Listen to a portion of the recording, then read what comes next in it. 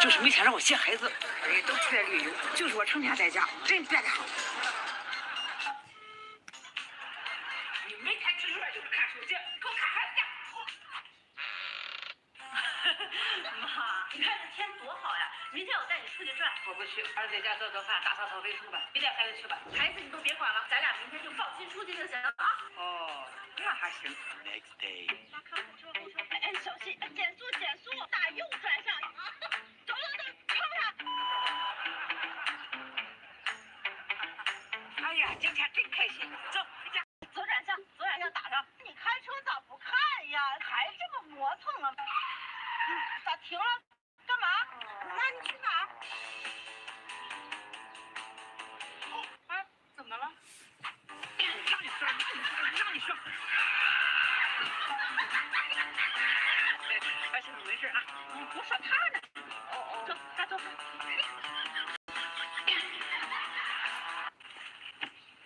那个车就是没钱让我接孩子，都出来旅游，就是我成天在家，真别的好。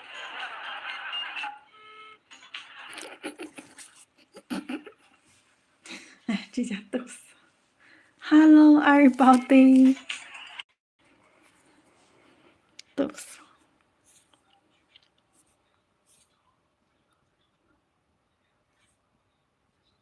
week, I went to the theatre. I had a very good seat. The play was very interesting. I did not enjoy it. A young man and a young woman were sitting behind me. They were talking loudly. I got very angry. I could not hear the actors. I turned round. I looked at the man and the woman angrily. They did not pay any attention. In the end, I could not bear it. I turned round again.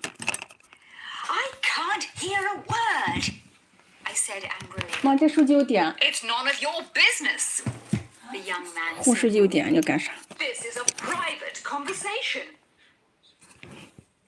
It was Sunday. I never get up early on Sundays. I sometimes stay in bed until lunchtime.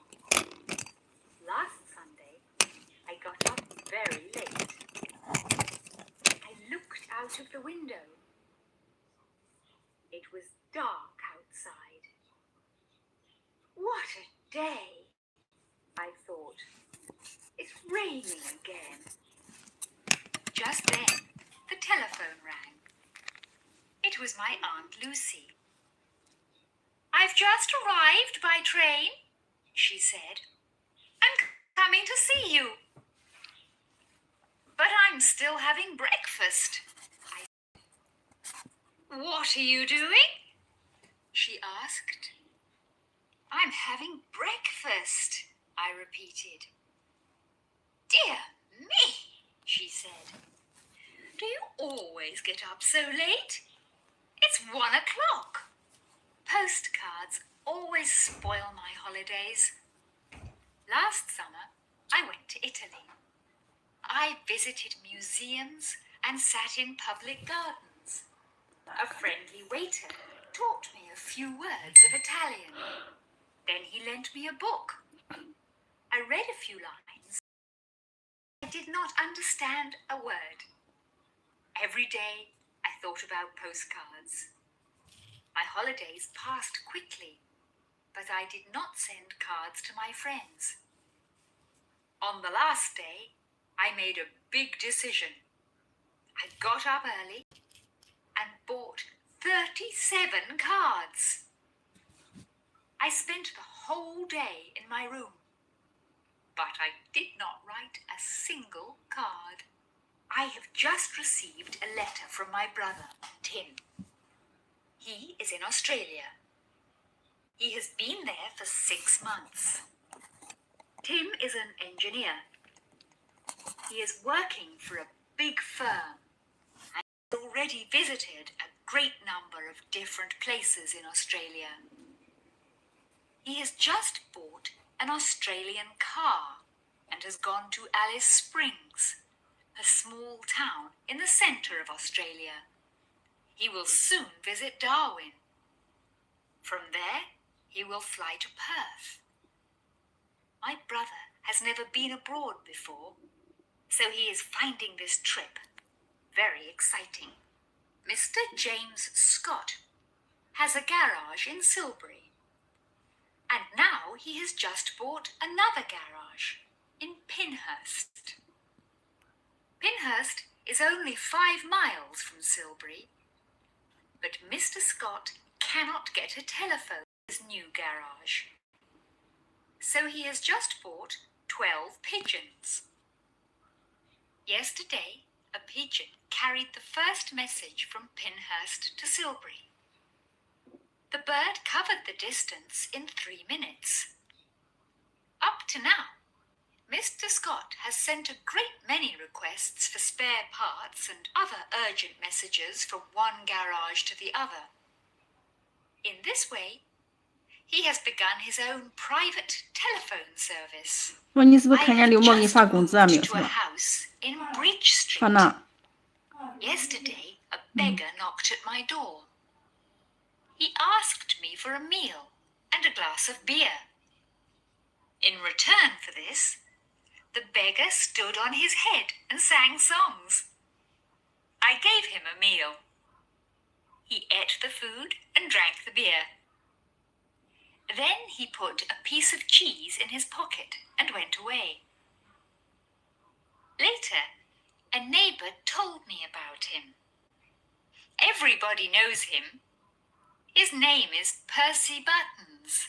He calls at every house in the street once a month and always asks for a meal and a glass of beer. The plane was late and detectives were waiting at the airport all morning. They were expecting a valuable parcel of diamonds from South Africa.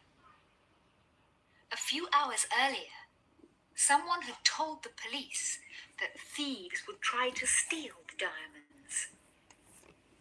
When the plane arrived, some of the detectives were waiting inside the main building, while others were waiting on the airfield. 2 men took the parcel off the plane and carried it into the customs house. While 2 detectives were keeping guard at the door, 2 others opened the parcel. To their surprise, the precious parcel was full of stones and sand. Joe Sanders has the most beautiful garden in our town. Nearly everybody enters for the nicest garden competition each year, but Joe wins every time. Bill Frith's garden is larger than Joe's. Bill works harder than Joe and grows more flowers and vegetables. But Joe's garden is more interesting. He has made neat paths and has built a wooden bridge over a pool. I like gardens too, but I do not like hard work. Every year I enter a garden competition too, and I always win a little prize for the worst garden in the town. On Wednesday evening, we went to the town hall. It was the last day of the year, and a large crowd of people had gathered under the town hall clock. It would strike 12 in 20 minutes' time. 15 minutes passed, and then, at 5 to 12, the clock stopped. The big minute hand did not move. We waited and waited, but nothing happened. Suddenly, someone shouted, "It's 2 minutes past 12! The clock has stopped!" I looked at my watch. It was true. The big clock refused to welcome the new year. At that moment, everybody began to laugh and sing. We have an old musical instrument. It is called a clavichord. It was made in Germany in 1681. Our clavichord is kept in the living room. It has belonged to our family for a long time. The instrument was bought by my grandfather many years ago. Recently, it was damaged by a visitor. She tried to play jazz on it. She struck the keys too hard, and 2 of the strings were broken. My father was shocked. Now we are not allowed to touch it. It is being repaired by a friend of my father's. I was having dinner at a restaurant when Tony Steele came in. Tony worked in a lawyer's office years ago, but he is now working at a bank. He gets a good salary, but he always borrows money from his friends and never pays it back. Tony saw me and came and sat at the same table. He has never borrowed money from me. While he was eating, I asked him him to lend me £20. To my surprise, he gave me the money immediately. I have never borrowed any money from you, Tony said. So now you can pay for my dinner. Our neighbour, Captain Charles Allison, will sail from Portsmouth tomorrow. We'll meet him at the harbour early in the morning. He will be in his small boat, Topsail. Topsail is a famous little boat. It has sailed across the Atlantic many times. Captain Allison will set out at 8 o'clock, so we'll have plenty of time. We'll see his boat and then we'll say goodbye to him. He will be away for 2 months. We are very proud of him. He will take part in an important race across the Atlantic. The Greenwood Boys are a group of pop singers. At present, they are visiting all parts of the country. They will be arriving here tomorrow. They will be coming by train, and most of the young people in the town will be meeting them at the station. Tomorrow evening, they will be singing at the Workers' Club. The Greenwood Boys will be staying for 5 days. During this time, they will give 5 performances. As usual, the police will have a difficult time. They will be trying to keep order. It is always the same on these occasions. I had an amusing experience last year. After I had left a small village in the south of France, I drove on to the next town. On the way, a young man waved to me. I stopped and he asked me for a lift. As soon as he had got into the car, I said good morning to him in French, and he replied in the same language. Apart from a few words, I do not know any French at all. Neither of us spoke during the journey. I had nearly reached the town when the young man suddenly said, very slowly, "Do you speak English?"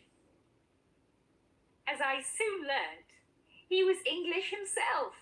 The secretary told me that Mr. Harmsworth would see me.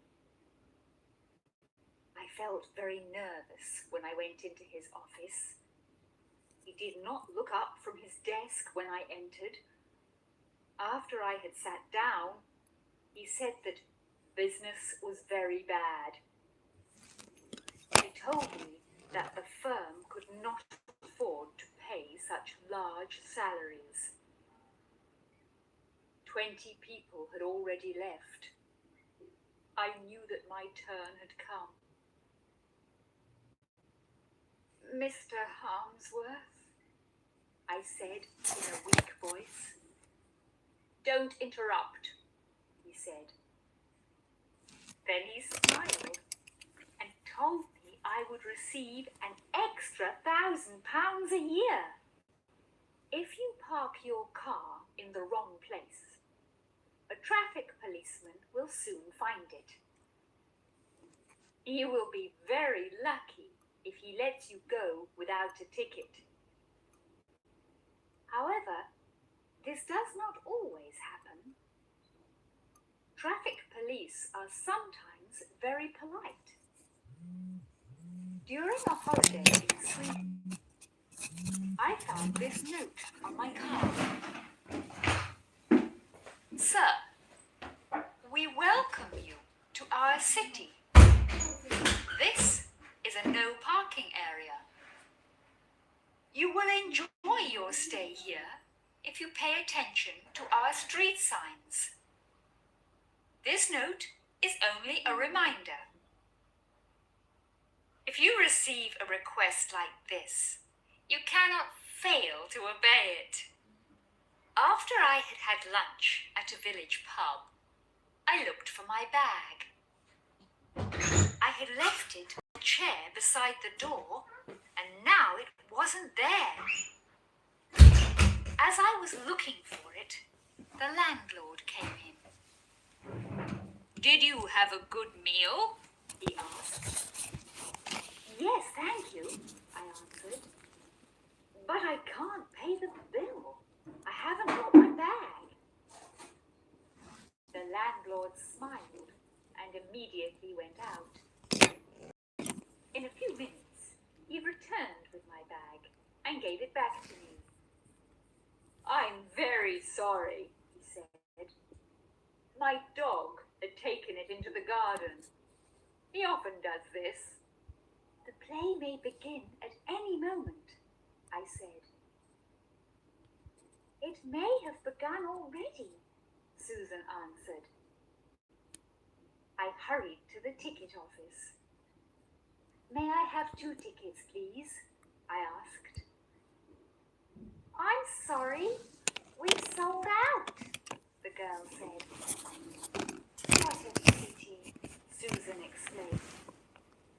Just then, a man hurried to the ticket office. "Can I return these 2 tickets?" he asked. "Certainly," the girl said. I went back to the ticket office at once. "Could I have those 2 tickets, please?" I asked. "Certainly," the girl said. "But they're for next Wednesday's performance. Do you still want them?" "I might as well have them," I said sadly. My Aunt Jennifer is an actress. She must be at least 35 years old. In spite of this, she often appears on the stage as a young girl. Jennifer will have to take part in a new play soon. This time, she will be a girl of 17. In the play, she must appear in a bright red dress and long black stockings. Last year, in another play, she had to wear short socks and a bright orange-coloured dress. If anyone ever asks her how old she is, she always answers, "Darling, it must be terrible to be grown up." Fishing is my favourite sport.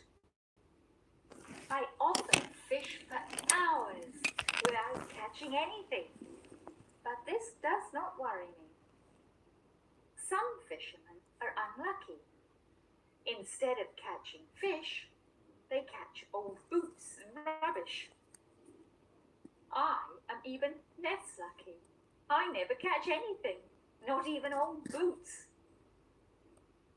After having spent whole mornings on the river, I always go home with an empty bag. "You must give up fishing," my friends say. "It's a waste of time." But they don't realize one important thing. I'm not really interested in fishing. I am only interested in sitting in a boat and doing nothing at all. Aeroplanes are slowly driving me mad. I live near an airport, and passing planes can be heard night and day. The airport was built years ago, but for some reason it could not be used then. Last year, however, it came into use. Over 100 people must have been driven away from their homes by the noise. I am one of the few people left. Sometimes I think this house will be knocked down by a passing plane. I have been offered a large sum of money to go away, but I am determined to stay here. Everybody says I must be mad, and they're probably right. My daughter Jane never dreamed of receiving a letter from a girl of her own age in Holland.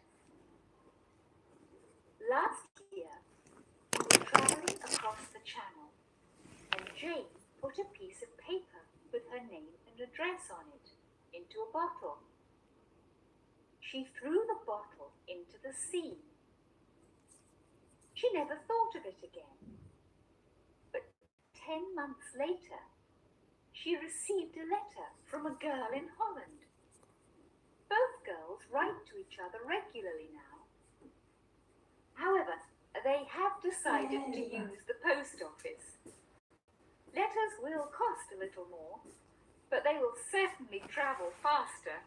I had a letter from my sister yesterday. She lives in Nigeria. In her letter, she said that she would come to England next year. If she comes, she will get a surprise.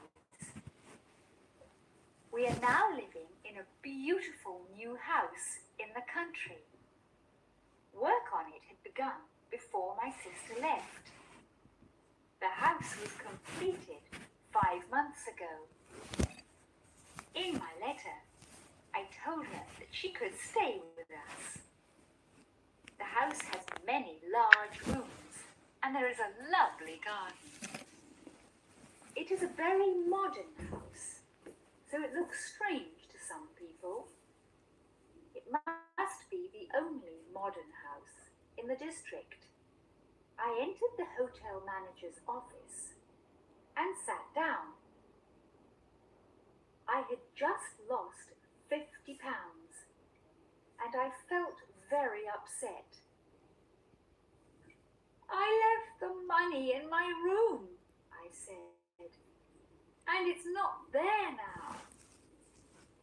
The manager was sympathetic, but he could do nothing. Everyone's losing money these days, he said. He started to complain about this wicked world, but was interrupted by a knock at the door. A girl came in and put an envelope on his desk. It contained £50. I found this outside this gentleman's room, she said.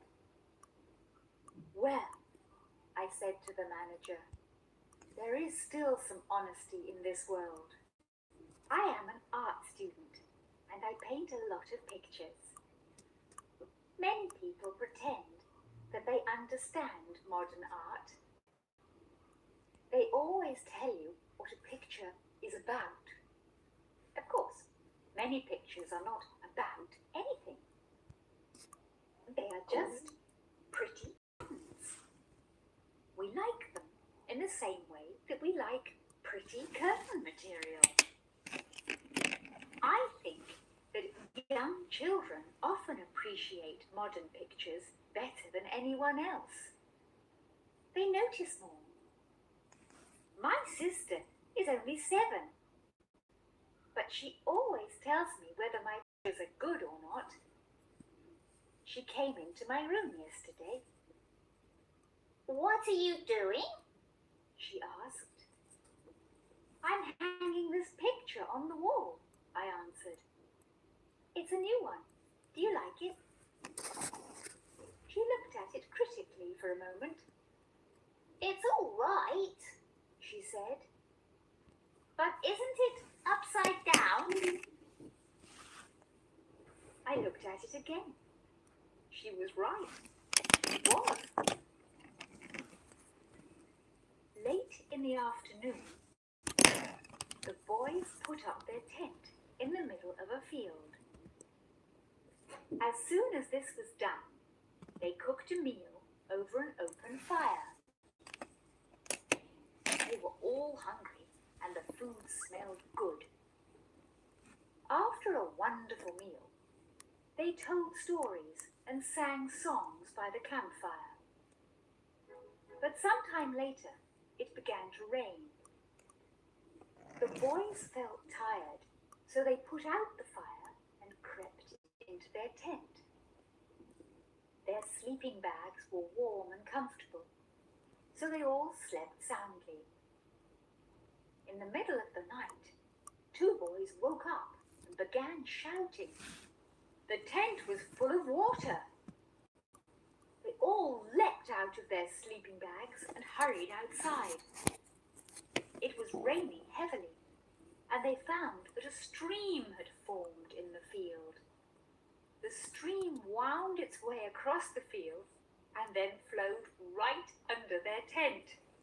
Jasper White is one of those rare people who believes in ancient myths. He has just bought a new house in the city, but ever since he moved in, he has had trouble with cars and their owners. When he returns home at night, he always finds that someone has parked a car outside his gate. Because of this, he has not been able to get his own car into his garage even once. Jasper has put up no parking signs outside his gate, but these have not had any effect. Now he has put an ugly stone head over the gate. It is one of the ugliest faces I have ever seen. I asked him what it was, and he told me that it was Medusa, the Gorgon. Jasper hopes that she will turn cars and their owners to stone, but none of them has been turned to stone yet. Captain Ben Fawcett has bought an unusual taxi and has begun a new service. The taxi is a small Swiss aeroplane called a Pilatus Porter. This wonderful plane can carry 7 passengers. The most surprising thing about it, however, is that it can land anywhere, on snow, water, or even on a ploughed field. Captain Fawcett's first passenger was a doctor who flew from Birmingham to a lonely village in the Welsh mountains. Since then, Captain Fawcett has flown passengers to many unusual places. Once, he landed on the roof of a block of flats, and on another occasion, he landed in a deserted car park. Captain Fawcett has just refused a strange request from a businessman. The man wanted to fly to Rockall, a lonely island in the Atlantic Ocean. But Captain Fawcett did not take him because the trip was too dangerous. The Whale is a small river that cuts across the park near my home.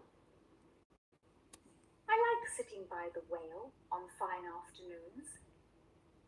It was warm last Sunday, so I went and sat on the riverbank as usual. Some children were playing games on the bank, and there were some people rowing on the river. Suddenly, one of the children kicked a ball very hard, and it went towards a passing boat.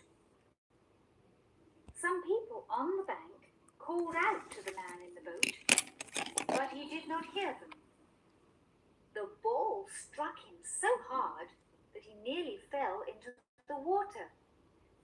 I turned to look at the children, but there weren't any in sight. They had all run away. The man laughed when he realized what had happened. He called out to the children and threw the ball back to the bank. Yesterday afternoon, Frank Hawkins was telling me about his experiences as a young man.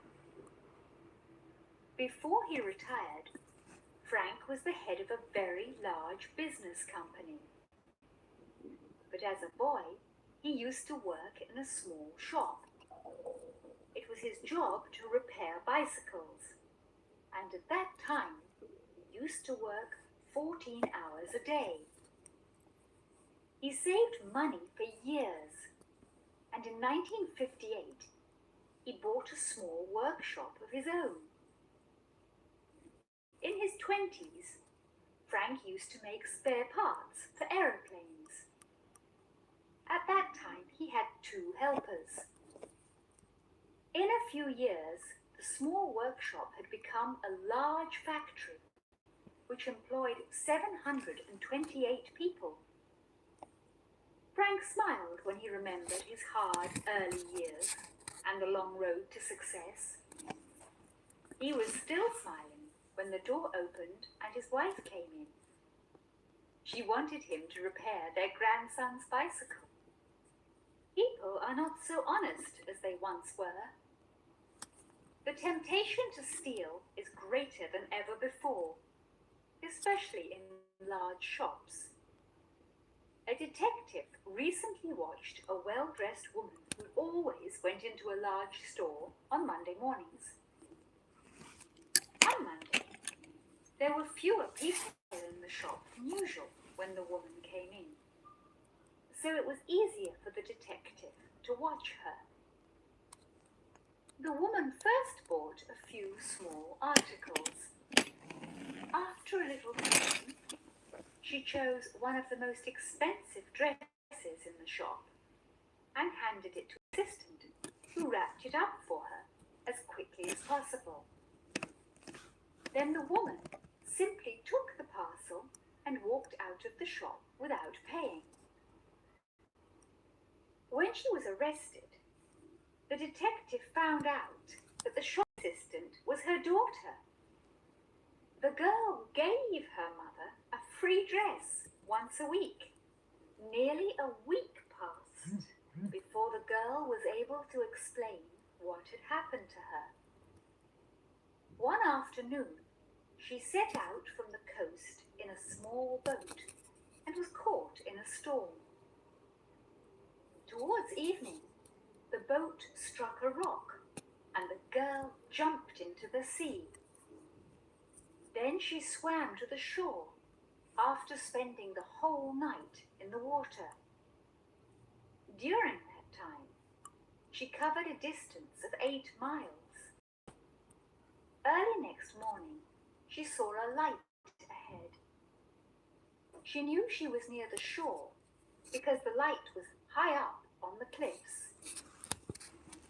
On arriving at the shore, the girl struggled up the cliff towards the light she had seen. That was all she remembered. When she woke up a day later, she found herself in hospital. Dan Robinson has been worried all week. Last Tuesday, he received a letter from the local police. In the letter, he was asked to call at the station. Dan wondered why he was wanted by the police, but he went to the station policeman that his bicycle had been found. 5 days ago, the policeman told him, the bicycle was picked up in a small village 400 miles away. It is now being sent to his home by train. Dan was most surprised when he heard the news. He was amused too, because he never expected the bicycle to be found. It was stolen 20 years ago, when Dan was a boy of 15. Roy Trenton used to drive a taxi. A short while ago, however, he became a bus driver, and he has not regretted it. He is finding his new work far more exciting.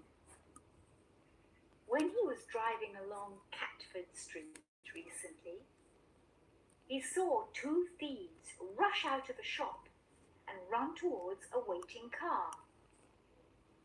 One of them was carrying a bag full of money. Roy acted quickly and drove the bus straight at the thieves. The one with the money got such a fright that he dropped the bag. As the thieves were trying to get away in their car, Roy drove his bus into the back of it. While the battered car was moving away, Roy stopped his bus and telephoned the police. The thieves' car was badly damaged and easy to recognize.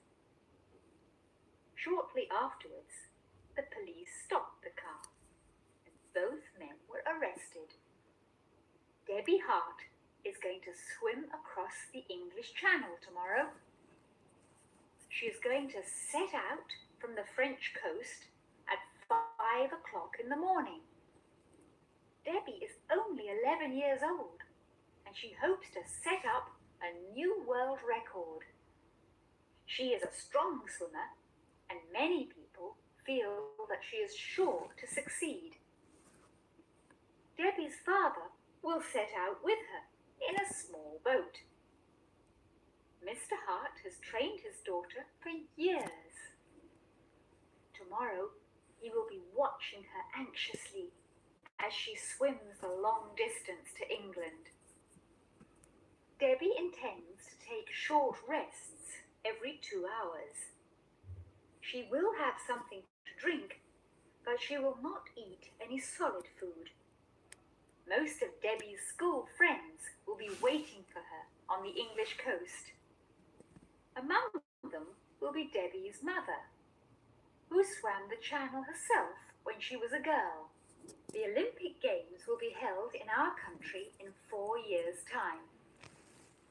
As a great many people will be visiting the country, the government will be building new hotels, an immense stadium, and a new Olympic standard swimming pool. They will also be building new roads and a special railway line. The games will be held just outside the capital, and the whole area will be called Olympic City. Workers will have completed the new roads by the end of this year. By the end of next year, they will have finished work on the new stadium. The fantastic modern buildings have been designed by Kurt Gunther. Everybody will be watching anxiously as the new buildings go up. We are all very excited and are looking forward to the Olympic Games because they have never been held before in this country. My old friend Harrison had lived in the Mediterranean for many years before he returned to England. He had often dreamed of retiring in England and had planned to settle down in the country. He had no sooner returned than he bought a house and went to live there. Almost immediately, he began to complain about the weather. For even though it was still summer, it rained continually, and it was often bitterly cold. After so many years of sunshine, Harrison got a shock. He acted as if he had never lived in England before. In the end, it was more than he could bear. He had hardly had time to settle down when he sold the house and left the country. The dream he had had for so many years ended there. Harrison had thought of everything except the weather. While John Gilbert was in hospital, he asked his doctor to tell him whether his operation had been successful. But the doctor refused to do so. The following day, the patient asked for a bedside telephone. When he was alone, he telephoned the hospital exchange and asked for Dr. Millington. When the doctor answered the phone, Mr. Gilbert said he was inquiring about a certain patient, a Mr. John Gilbert. He asked if Mr. Gilbert's operation had been successful, and the doctor told him that it had been. He then asked when Mr. Gilbert would be allowed to go home, and the doctor told him that he would have to stay in hospital for another 2 weeks. Then Dr. Millington asked the caller if he was a relative of the patient. "No," the patient answered. "I am Mr. John Gilbert. Last week, at a dinner party, the hostess asked me to sit next to Mrs. Rumbold. Mrs. Rumbold was a large, unsmiling lady in a tight black dress. She did not even look up when I took my seat beside her. Her eyes were fixed on her plate, and in a short time she was busy eating. I tried to make conversation. "A new play is coming to the Globe soon," I said. "Will you be seeing it?" "No," she answered. "Will you be spending your holidays abroad this year?" I asked. "No," she answered. "Will you be staying in England?" I asked. "No," she answered. In despair, I asked her whether she was enjoying her dinner. "Young man," she answered, "if you ate more and talked less, we would both enjoy our dinner. Do you call that a hat?" I said to my wife. "You needn't be so rude about it," my wife answered as she looked at herself in the mirror. I sat down on one of those modern chairs with holes in it and waited. We had been in the hat shop for half an hour, and my wife was still in front of the mirror. "We mustn't buy things we don't need," I remarked suddenly. I regretted saying it almost at once. "You needn't have said that," my wife answered. "I needn't remind you of that terrible tie you bought yesterday." "I find it beautiful," I said. "A man can never have too many ties." "And a woman can't have too many hats," she answered. 10 minutes later, we walked out of the shop together. My wife was wearing a hat that looked like a lighthouse. As we had had a long walk through one of the markets of Old Delhi, we stopped at a square to have a rest. After a time, we noticed a snake charmer with 2 large baskets at the other side of the square, so we went to have a look at him. As soon as he saw us, he picked up a long pipe, which was covered with coins, and opened one of the baskets. When he began to play a tune, we had our first glimpse of the snake. It rose out of the basket and began to follow the movements of the pipe. We were very much surprised when the snake charmer suddenly began to play jazz and modern pop songs. The snake, however, continued to dance slowly. It obviously could not tell the difference between Indian music and jazz. In 1929, 3 years after his flight over the North Pole, the American explorer R.E. Byrd successfully flew over the South Pole for the first time. Though at first, Byrd and his men were able to take a great many photographs of the mountains that lay below, they soon ran into serious trouble. At one point, it seemed certain that their plane would crash. It could only get over the mountains if it rose to 10,000 feet. Byrd at once ordered his men to throw out 2 heavy food sacks. The plane was then able to rise, and it cleared the mountains by 400 feet.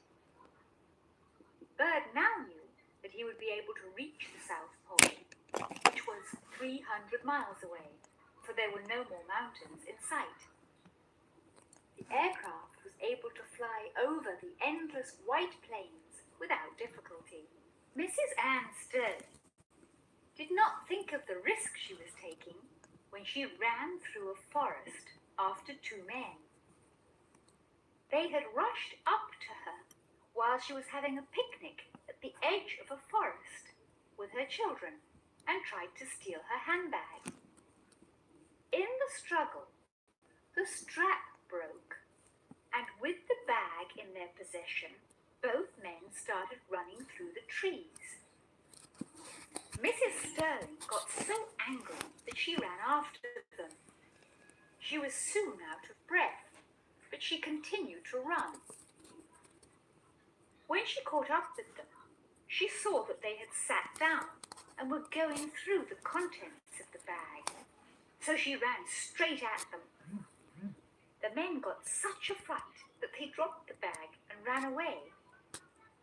"The strap needs mending," said Mrs. Sterling later. But they did not steal anything. The whole village soon learned that a large sum of money had been lost. Sam Benton, the local butcher, had lost his wallet while taking his savings to the post office. Sam was sure that the wallet must have been found by one of the villagers, but it was not returned to him. 3 months passed, and then one morning, Sam found his wallet outside his front door. It had been wrapped up in newspaper, and it contained half the money he had lost, together with a note which said, "A thief, yes, but only 50% a thief." 2 months later, some more money was sent to Sam with another note. "Only 25% a thief now." In time, all Sam's money was paid back in this way. The last note said, "I am 100% honest now. When a plane from London arrived at Sydney Airport, workers began to unload a number of wooden boxes which contained clothing. No one could account for the fact that one of the boxes was extremely heavy. It suddenly occurred to one of the workers to open up the box. He was astonished at what he found. A man was lying in the box on top of a pile of woolen goods. He was so surprised at being discovered that he did not even try to run away. After he was arrested, the man admitted hiding in the box before the plane left London. He had had a long and uncomfortable trip, for he had been confined to the wooden box for over 8 hours. The man was ordered to pay £3,500 for the cost of the trip. The normal price of a ticket is £2,000. A public house, which was recently bought by Mr. Ian Thompson, is up for sale. Mr. Thompson is going to sell it because it is haunted. He told me that he could not go to sleep one night because he heard a strange noise coming from the bar. The next morning, he found that the doors had been blocked by chairs and the furniture had been moved. Though Mr. Thompson had turned the lights off before he went to bed, they were on in the morning. He also said that he had found 5 empty whiskey bottles, which the ghost must have drunk the night before. When I suggested that some villagers must have come in for a free drink, Mr. Thompson shook his head. The villagers have told him that they will not accept the pub even if he gives it away. Dentists always ask questions when it is impossible for you to answer. My dentist had just pulled out one of my teeth and had told me to rest for a while. I tried to say something, but my mouth was full of cotton wool. He knew I collected matchboxes and asked me whether my collection was growing. He then asked me how my brother was and whether I liked my new job in London. In answer to these questions, I either nodded or made strange noises. Meanwhile, my tongue was busy searching out the hole where the tooth had been. I suddenly felt very worried, but could not say anything. When the dentist at last removed the cotton wool from my mouth, Thank you. I was Color able to day, tell color lucky. it pulled out the wrong tooth.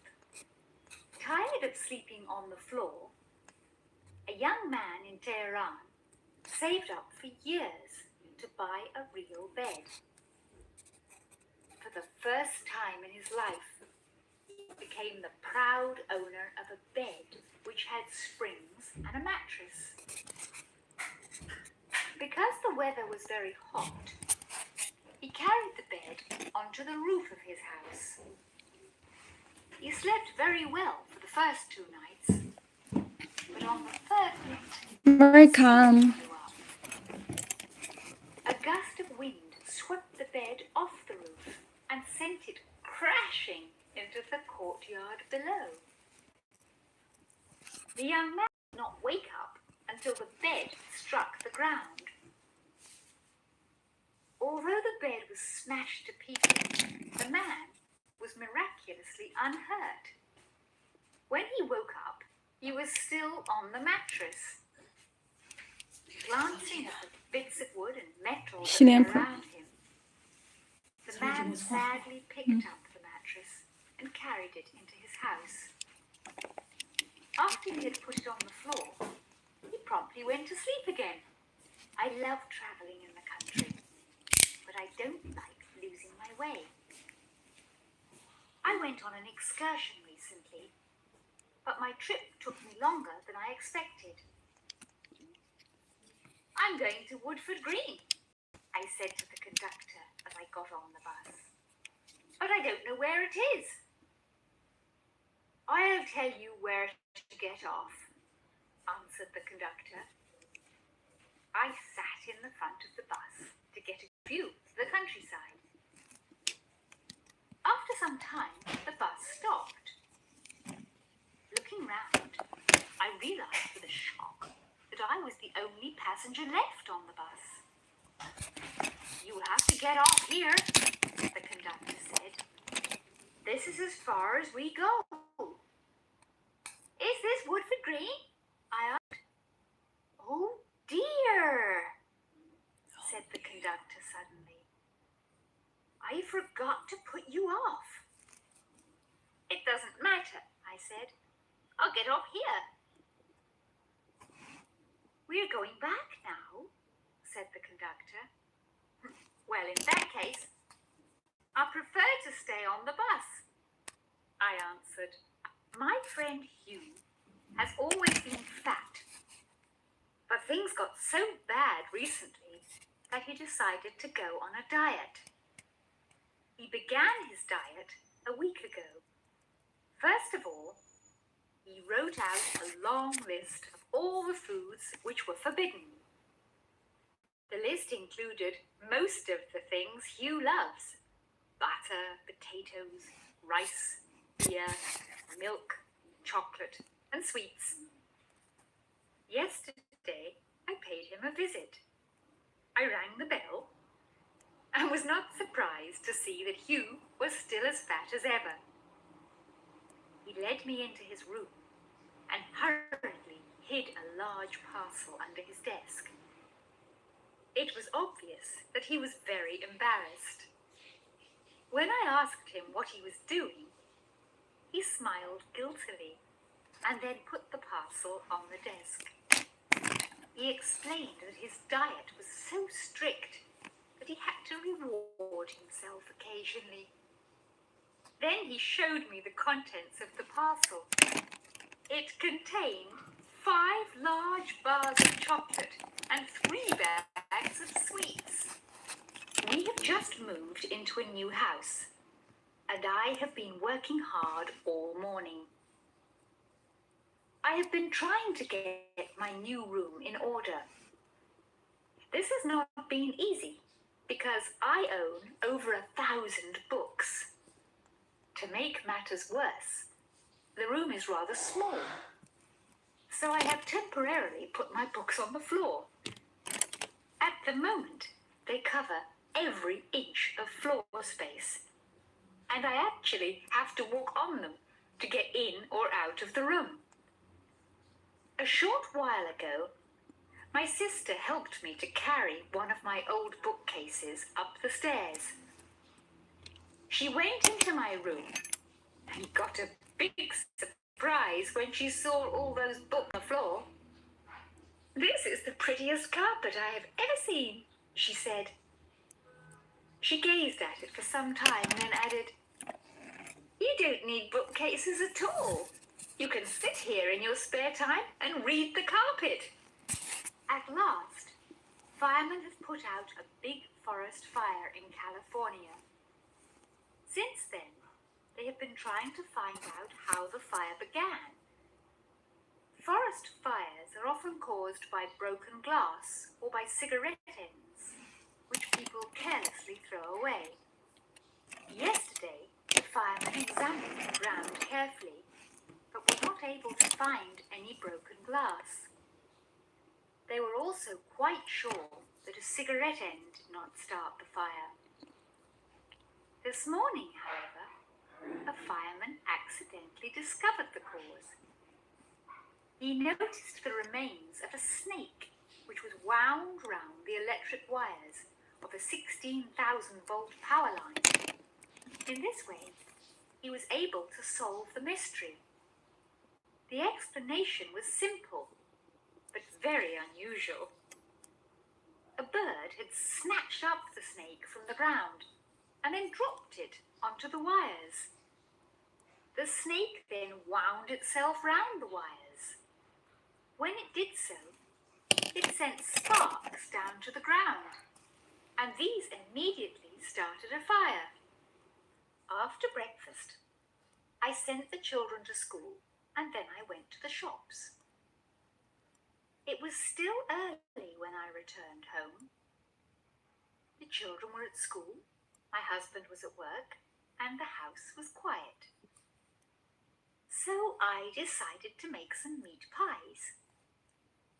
In a short time, I was busy mixing butter and flour, and my hands were soon covered with sticky pastry.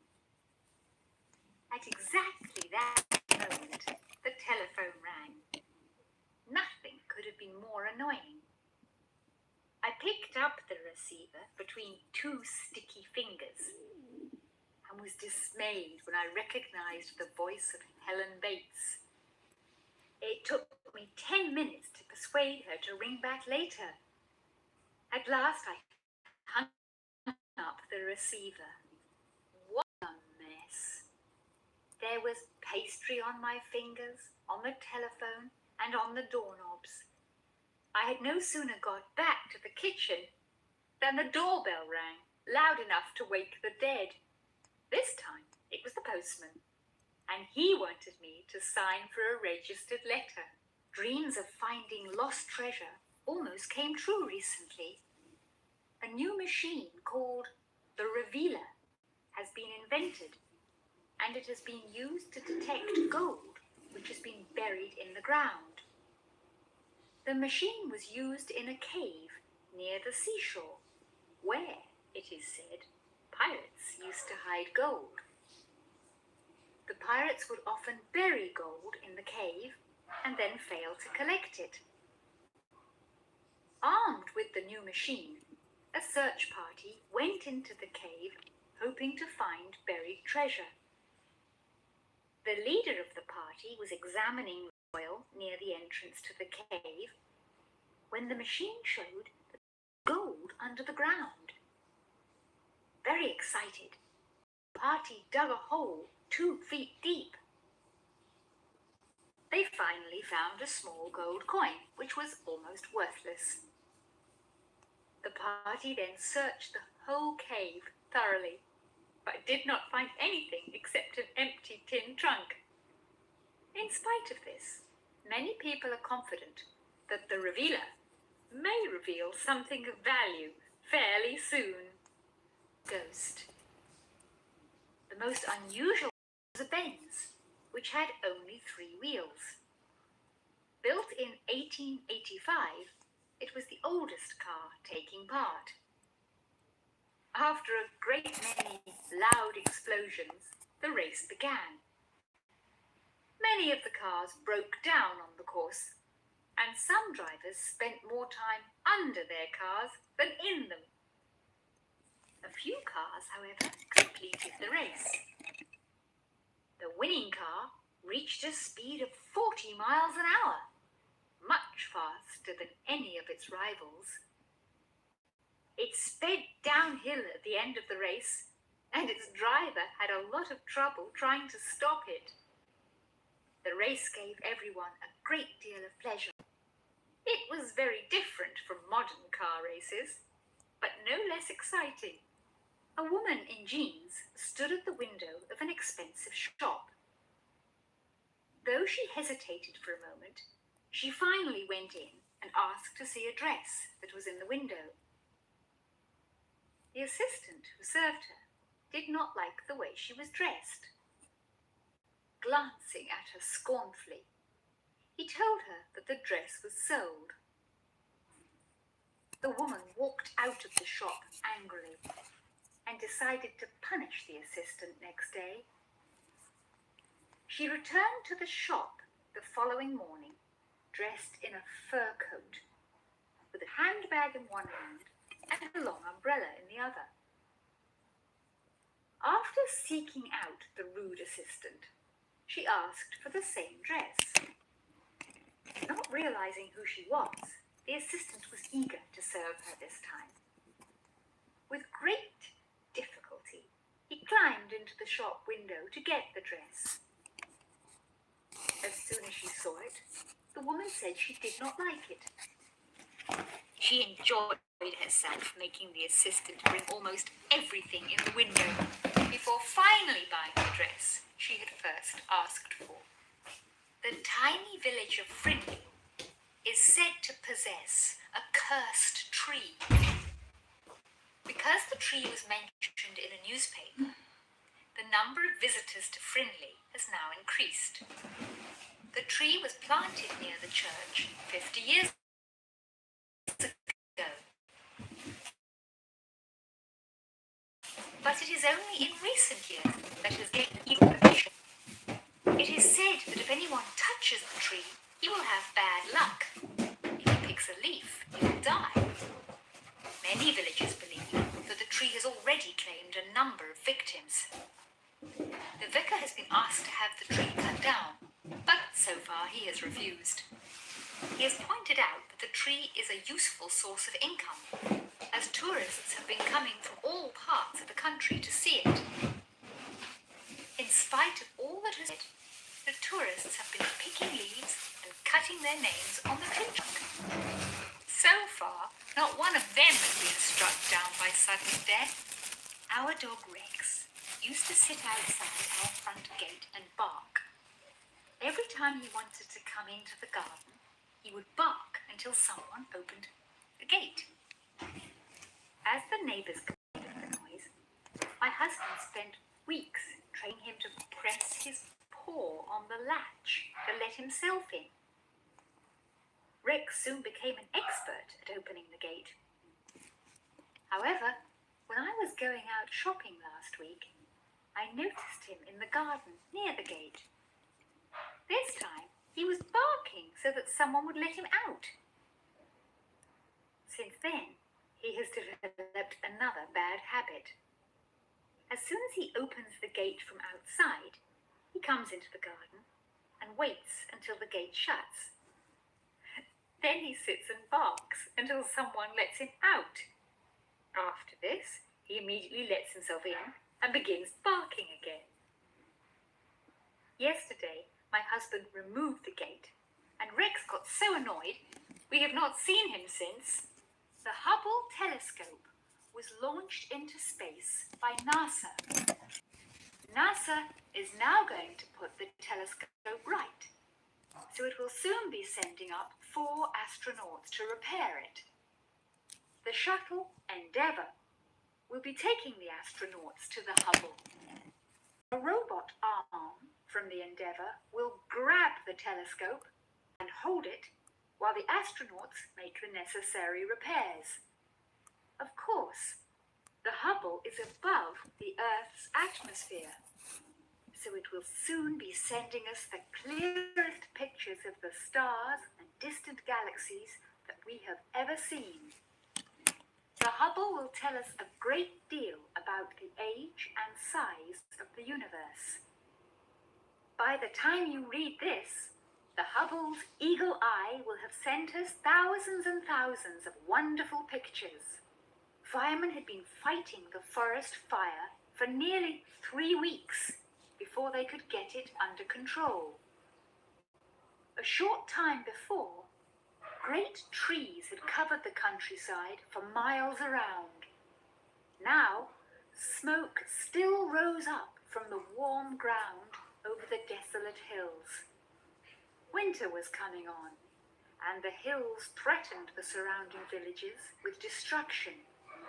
For heavy rain would not only wash away the soil, but would cause serious floods as well. When the fire had at last been put out, the forest authorities ordered several tons of a special type of grass seed which would grow quickly. The seed was sprayed over the ground in huge quantities by aeroplanes.